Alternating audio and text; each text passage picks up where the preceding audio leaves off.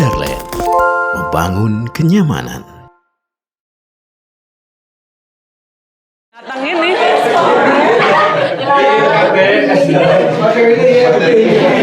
Ya, materinya IRP, sekarang sosialisasi lagi.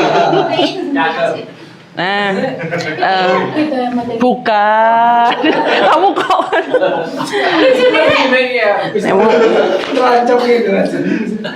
Saya mulai. Assalamualaikum warahmatullahi wabarakatuh. Waalaikumsalam warahmatullahi wabarakatuh. Hari ini saya yang menjadi pemateri untuk inspirasi pagi. Sebenarnya sebelumnya saya nggak mau membahas ini ya. Saya kemarin itu maunya bahasnya introvert sama ekstrovert kan kebetulan berdua ini kan introvert. Cuma kok rasanya agak menggurui. Jadi mungkin saya menggurui yang sedikit di bidang saya, yaitu masalah AI. AI, Pak, AI. Jadi di sini kok bahasa Inggris ya? Oh ya. Bagaimana sih caranya kita itu sebagai perusahaan dan di tempat bekerja itu sudah siap dengan yang namanya AI? Seperti itu topiknya. Yang pertama, nah mungkin di tahun 2025 ini kita sudah nggak bisa tutup mata ya kalau AI itu sudah menjadi sentra dari perusahaan dan juga kegiatan manusia untuk sekarang. Nah, jadi di sini ada namanya trading company, namanya McKinsey kalau nggak salah ya, McKinsey and Company. Jadi ini semacam kayak sebuah perusahaan yang apa ya istilahnya ya, sebagai pembicara, sebagai konsultan untuk perusahaan-perusahaan besar di Amerika. Mereka itu sudah Mas. Mereka itu di prank saya. Jadi mereka di sini ini sudah riset AI itu memiliki potensi jangka panjang untuk meningkatkan pertumbuhan produktivitas di sektor korporat hingga 4,4 triliun dolar Amerika, bukan rupiah ya. Cuma masalahnya kenyataannya di Amerika sendiri ada ketimpangan yang mencolok. Hanya 1% perusahaan besar di Amerika yang sudah full menggunakan AI di kinerja perusahaan mereka. Nah, hanya 1% di Amerika. Bayangkan di Indonesia berapa? 0,00 sekian pasti. Apalagi kan di Indonesia juga tidak merata ya antara di Jawa dengan pulau lain. Nah, karena itu di sana ada kesenjangan antara potensi dan penerapannya. Itu merupakan tantangan kita untuk siap dan untuk peluang bisnis kita untuk profesional biar bisa lebih maju dari perusahaan-perusahaan lain yang ada di Indonesia. Next ya. Nah, mungkin saya sedikit kasih ilmu. Ada namanya, jadi AI itu sebenarnya subnya itu banyak ya. Mungkin yang banyak dipakai di perusahaan itu namanya, saya juga nggak seberapa tahu istilahnya, GAI atau GAI. Kayak nggak enak ya GAI ya. Sebenarnya penyebutannya itu generatif AI ya.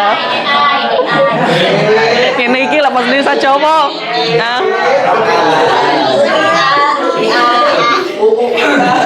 Nyebutnya berarti apa aja, generatif AI gitu ya. Nah, jadi generatif AI ini adalah subbidang kecerdasan buatan yang menggunakan metode generatif. Jadi kita yang memberikan perintah untuk AI itu untuk mendapatkan sebuah data baru yang sudah diolah oleh AI itu sendiri. Jadi kayak kita nginput sesuatu, lalu kita mendapatkan jawaban yang berupa sebuah data baru. Itu namanya generatif AI. Lanjut Pak Bib.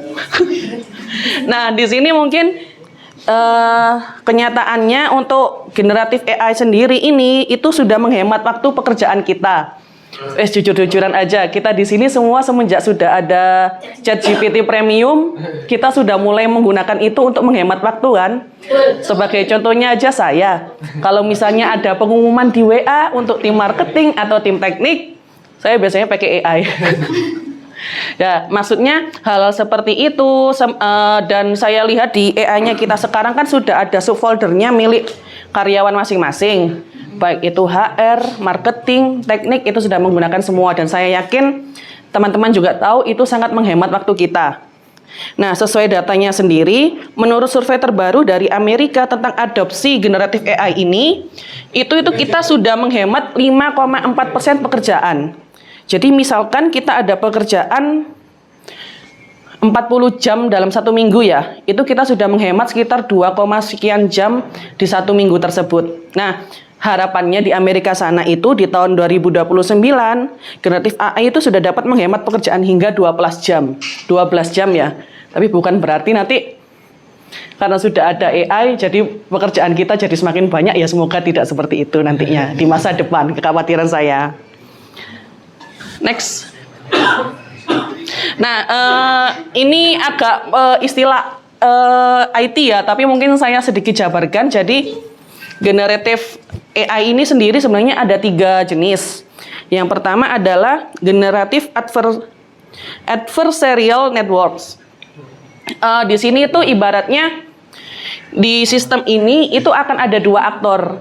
Yang pertama itu katakanlah pelukis yang bisa menipu orang-orang untuk membuat lukisan yang terlihat seperti lukisan mahal. Lalu yang kedua ada detektifnya.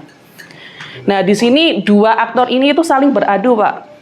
Jadi maksudnya si penipu ini bisa semakin canggih karena si detektifnya juga semakin pintar. Jadi saling menolong.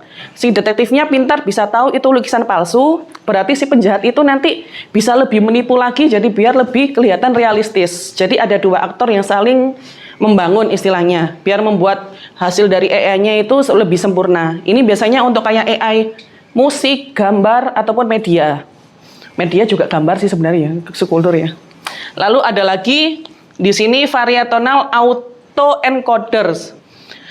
Kalau di sini tuh lebih ibaratnya kita itu ngasih semacam data-data dasar dari sebuah wujud. Jadi misalnya kayak kucing.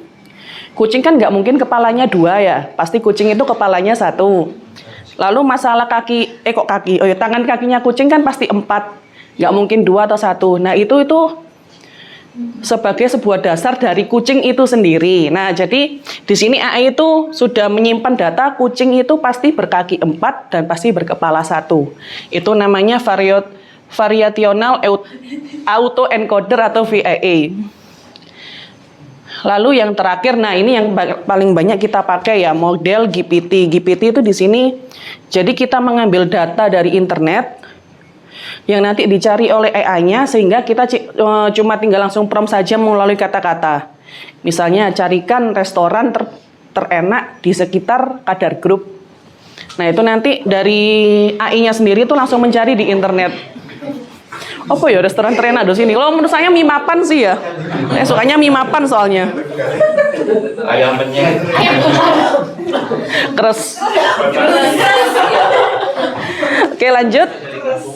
Nah sekarang di tempat kerja sendiri gimana sih generatif AI itu dipakai? Pertama pembuatan teks seperti yang saya pakai tadi untuk membuat pengumuman ya. Lalu kedua, pembuatan gambar, video, dan musik. Ini mungkin biasa dipakai oleh teman-teman marketing ya. Apalagi sekarang sudah trennya itu musik itu sudah, kalau kalian lihat playlist di YouTube, itu biasanya kebanyakan itu sudah pakai AI semua. Ada lagu-lagu background gitu ya. Kayak Morning Chill in Cafe playlist. Itu sebenarnya kalau kalian sadar itu kebanyakan sudah dipakai memakai musik dari AI. Seperti itu. Ayo. Lalu ketiga mungkin ini di tempat saya pembuatan kode ya. Jujur saja saya juga kalau ngode sekarang sudah pakai ChatGPT biar lebih cepat. Walaupun memang ada beberapa hal yang menurut saya jangan dipakai di GPT sih gitu. Lalu keempat itu chatbot. Nah ini, Pak Damar sudah ya. Ini dulu sebenarnya saya masih ingat Pak Damar dulu minta, Mbak bisa nggak ya kita WA-nya otomatis pakai AI untuk membalas pesan-pesan dari calon pelanggan. Tapi ya karena masalah kalau dibilang mau harus pakai AI itu kan biayanya mahal ya Pak ya. Jadi itu sedikit tidak dibahas lagi. Lalu kelima, augmentasi data, penambahan data. Nah ini nih untuk membuat AI itu lebih pintar. Kalau di contohnya kita itu mungkin di Mas Alfat masalah KPI. Jadi ChatGPT kita itu sudah menyimpan data-data apa ya istilahnya ya KPI-nya kita. Jadi ketika Mas Alfat itu mau mencoba membuat prompt baru, yang data-data lama itu sudah termemori oleh ChatGPT-nya, jadi bisa langsung menyesuaikan. Jadi istilahnya kita menambah ilmu ke AI-nya kita sendiri, Misalnya di sini untuk mengetahui kadar baru berkah adalah perusahaan properti. Jadi kalau misalnya Mas Alfat nanti ngeprom masalah KPI, itu langsung disesuaikan dengan subkulturnya properti itu sendiri, seperti itu. Next. Nah, ini mungkin jadi poin yang mau saya sedikit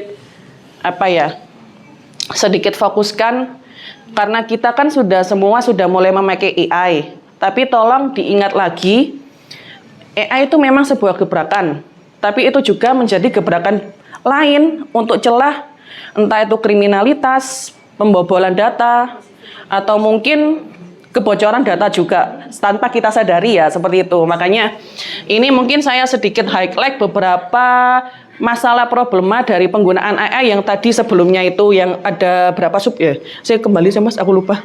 Ada 5 ini. Mungkin ada beberapa masalahnya sekarang. Mungkin saya highlight di Indonesia dan juga di Amerika. Ini yang paling umum, ini paling kentara di human error-nya adalah di pembuatan teks. Oke, kita mungkin bisa membuat teks untuk kita ingin membuat sebuah pengumuman itu menggunakan GPT itu nggak masalah. Tapi biasanya namanya Indonesia itu juga, bukan Indonesia sih, namanya manusia itu juga banyak salah. Kadang itu nggak dibaca dulu. Nah, mungkin contohnya ada di sini, ini mungkin sedikit viral di tempat saya ya. Jadi CNN Indonesia itu di salah satu artikelnya kekopas prompt dia ke GPT, buatkan saya sebuah artikel mengenai ini. Itu kekopas, dimasukkan ke artikel beritanya. Ini sempat viral, cuma nggak saya tunjukkan di sini karena artikelnya cukup panjang ya. Jadi kita membaca artikelnya, terus di tengah-tengah itu buatkan saya kalimat yang lebih panjang. Hal-hal seperti itu kan hal-hal seperti itu kan human error ya, kita juga tidak tahu. Cuma tolong untuk kalau misalnya membuat tulisan teks seperti itu dibaca dulu biar tidak malu sendiri. Nanti tiba-tiba misalnya Pak Abid bikin artikel CEO terus ada promnya kan juga nanti rame di Twitter terus kita viral. Nah, wah. Lalu mungkin di sini masalah skripsi pakai AI. Saya sendiri sebenarnya nggak masalah ya skripsi pakai AI.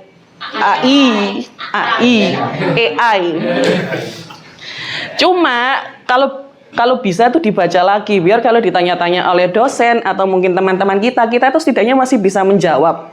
Jangan sampai kita dikontrol, wes AI bikin ini. Tapi setelah kita ditanya kita blank. Nah, yang garap skripsi itu AI-nya atau kitanya kan juga jadi masalah ya. Lalu mungkin yang ini, nah ini mungkin sempat viral juga, Tugu .0 ada lorem ipsumnya. Saya yakin sebenarnya dibawa,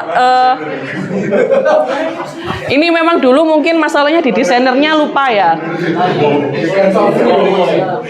Tapi kemarin itu sempat ada bahasan lain, bisa saja yang sini ini sebenarnya buatan dari AI, termasuk dengan lorem ipsumnya ini. Karena itu orang-orang kan tidak lalai membaca lagi, langsung dicetak, langsung dipublikasikan seperti ini. Jadi sekali lagi harus dibaca dulu kalau membuat generatif AI untuk membuat teksnya itu ya. Termasuk dengan penipuan-penipuan pembuatan surat-surat seperti ini sudah banyak marak dan kebanyakan itu sudah pakai AI. Nah, ini tips saya sedikit ya. Kalau bisa generatif AI itu tolong jangan gunakan nama atau gelarnya.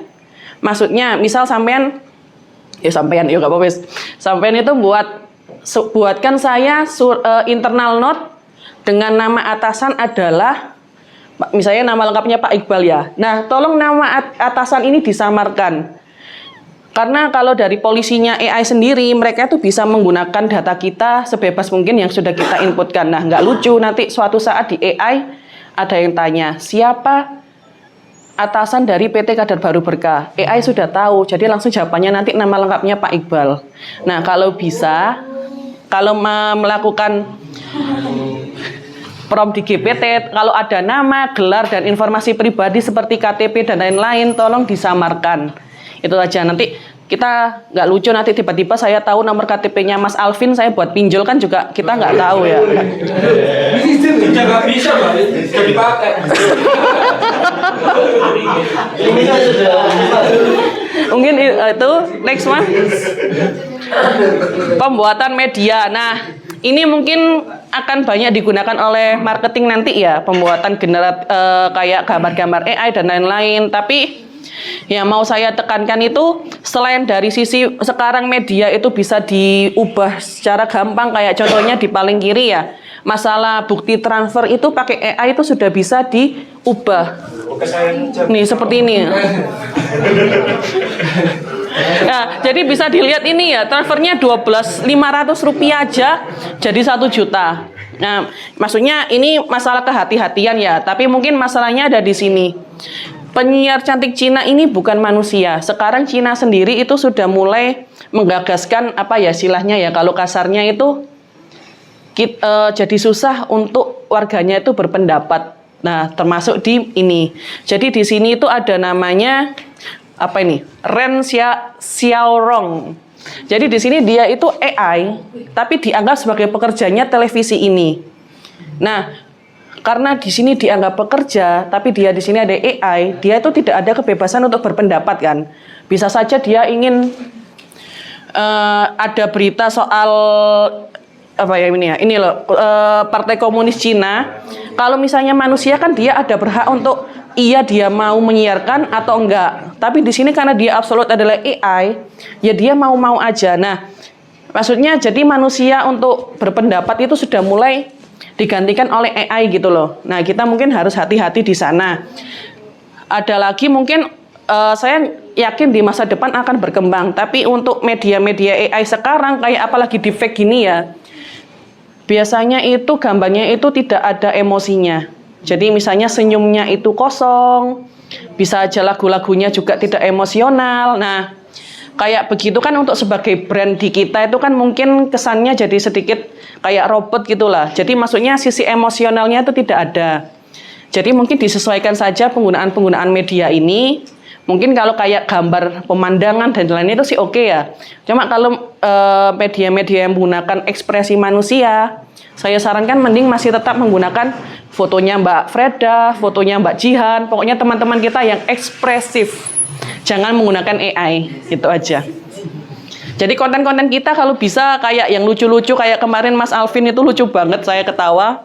Yang meme itu loh, apa? Aku lupa. Bukan Mas Alvin, aku lupa.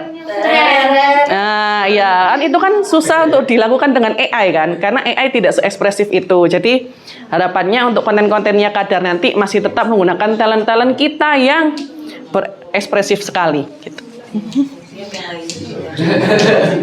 Banyak. Oh jangan saya tapi. Next.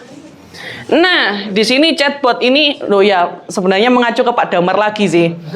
Oke, kita sekarang memang mungkin kayak Shopee, kayak Tokopedia, kalau kita tanya-tanya sesuatu itu kan dijawab oleh chatbot ya sekarang ya, otomatis. Oke, chatbot itu memang memudahkan pihak Shopee dan Tokopedia-nya. Tapi untuk branding kepada customer itu yang bisa dibilang akan menjadi citranya lebih jelek. Bisa dilihat di sini, ini postingan Reddit ya. Reddit itu kan termasuk website yang dianggap kasar karena orang-orangnya nggak kefilter. Jadi di sini artikelnya Reddit sendiri ada orang yang bilang kalau dia itu sangat benci dengan chatbot dan virtual kalian karena mereka dianggap itu kayak menipu. Karena maksudnya chatbot kan sekarang sudah makin dimirip-miripin dengan bagaimana balasannya manusia. Tapi sebenarnya orang-orang itu sadar. Jadi dia itu seakan-akan itu dia tuh segampang itu dibodohi gitu loh. Jadi maksudnya value brand kita itu jadi jatuh. Value. Duh, bahasa Inggris Jawa rek. Nah, jadi value kita itu malah makin citranya buruk. Sama termasuk di sini ada artikel dari FIFA itu jangan bangga memakai chatbot karena itu level terendah dari AI. Jadi harapannya memang ada hal-hal yang memang bisa dipakai oleh chatbot kayak misalnya sudah bukan jam kantor, lalu ada pertanyaan bisa kita jawab kalau akan dibalas nanti jam 8 atau sesuai jam kerja. Tapi tolong jangan sangat bergantung di chatbot ini kayak pertanyaan-pertanyaan yang rasanya itu apa ya contohnya ya kayak tanya masalah keadaan di perumahan. Kalau itu menggunakan chatbot kan karena itu lebih personal keinginan dari calon customer ya. Itu kalau bisa dibalas sendiri oleh customer service kita gitu. Pokoknya jangan terlihat brand kita itu brand yang robotik sekali. Apa diutak kok nang kene dijawab robot males lah seperti itu. Lalu balasannya Mbak Manda kan biasanya emosional, penuh cinta kasih. Sambil ketik ngomong. Iya, walaupun sambil ngomong, pertanyaan aneh. Tidaknya masih ada ekspresinya gitu. Next, Nah, ini yang menjadi masalah baru sekarang, augmentasi. Tadi kan saya jelaskan kalau AI itu kita memasukkan data itu akan diingat kan. Itu menjadi problema baru di pembuatan kecerdasan buatan di perusahaan-perusahaan besar. Contohnya, yang pertama ini itu ada namanya Kompas. Kompas ini semacam perusahaan di Amerika itu yang menganalisis kriminalitas di Amerika. Mereka itu sudah membuat AI sendiri, tapi nyatanya AI-nya rasis. Jadi karena data mereka itu kebanyakan kriminalnya adalah orang kulit hitam ya. Jadi mungkin bisa dilihat di sini ada 2 foto. Risknya itu orang kulit putih itu cuma 3, tapi di sini nih kalau orang kulit hitam itu risknya 10. Beresiko ya. Maksudnya kita kan sudah berusaha untuk memberantas rasisme ya. Tapi nggak lucu kalau kita di masa depan rasisme itu masih ada. Walaupun memang kalau dipikir-pikir kan ini berasal dari data ya. Walaupun gitu kan kalau bisa kita jangan membuat mesin itu menjadi rasis gitu.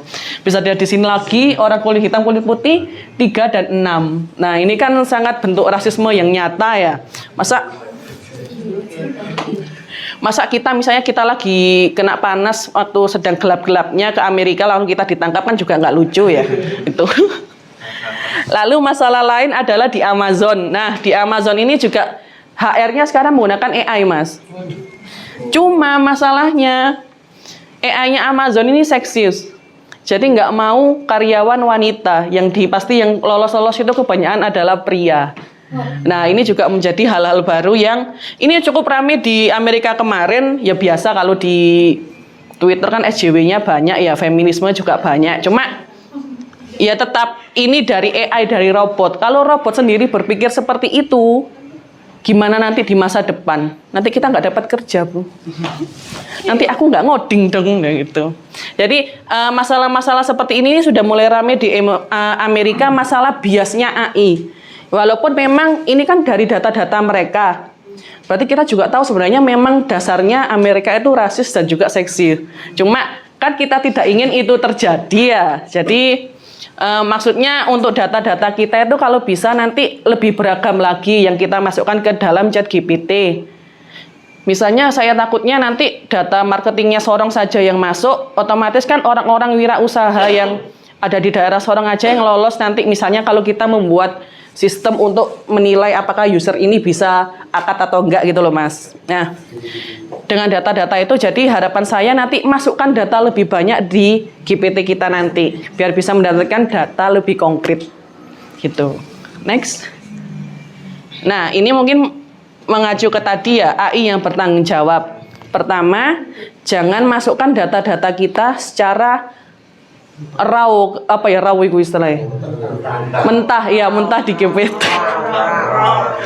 Di GPT. Jadi masalah gelar, nama, jabatan, nomor, identitas dan lain-lain itu tolong jangan dimasukkan ke GPT. Kedua, foto juga jangan, foto pribadi kalian. Misalnya aku ingin foto ini menjadi lebih ganteng. Nah, dagunya dilancipkan, matanya disipitkan. Nah, itu secara tidak langsung kita memberi data kepada ChatGPT itu adalah muka kita. Nah, takutnya di masa depan dari foto aja mereka juga sudah bisa menilai retina kita itu semakin maka data kita itu makin bocor. Saya yakin di masa depan itu data akan semakin penting. Bahkan mungkin semakin mahal daripada emas dan juga berlian. Saya yakin. Makanya maksud saya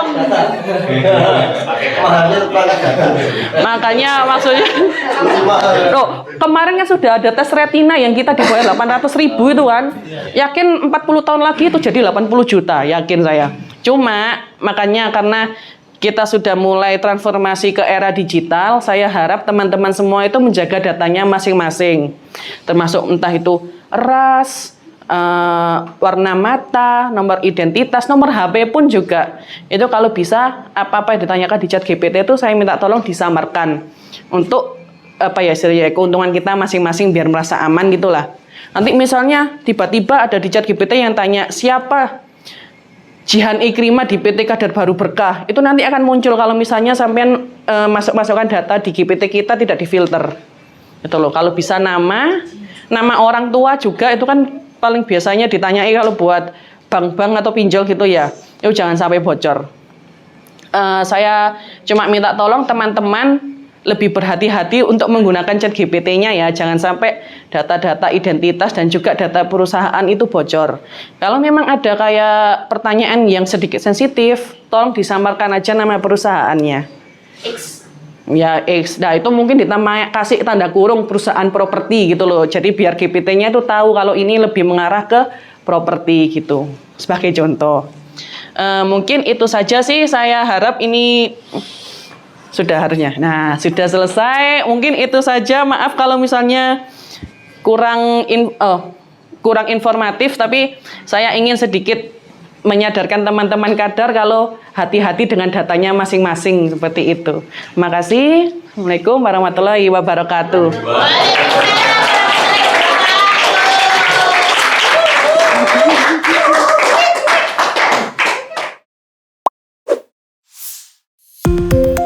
Kadarland, membangun kenyamanan.